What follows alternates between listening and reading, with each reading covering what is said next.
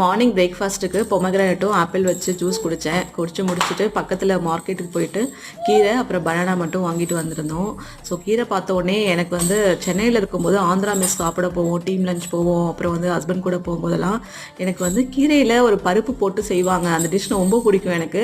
அதுவும் அப்புறம் ஆந்திரா பருப்பு பொடி அது 2 தான் எனக்கு ரொம்ப மோஸ்ட்டாக பிடிக்கும். ஸோ ரொம்ப எனக்கு விருப்பமாக சாப்பிடுவேன்.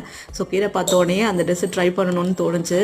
ஸோ தக்காளி வெங்காயம்லாம் போட்டு கீரைலாம் வதக்கி விட்டுட்டு அப்புறம் பருப்பு வந்து வேக வச்சு எடுத்து வச்சுருந்தேன். அதையும் சேர்த்து ஆட் பண்ணி செஞ்சுட்டேன்.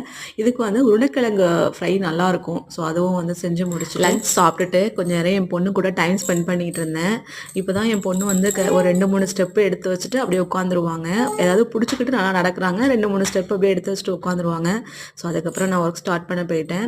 டின்னருக்கு வந்து எனக்கு பூரி சாப்பிடணும் போல இருந்துச்சு. ஸோ என் ஹஸ்பண்ட் வந்து பூரி எனக்கு செஞ்சு கொடுத்துட்டு இருந்தாரு. குருமா வச்சு சாப்பிட்டுட்டோம்.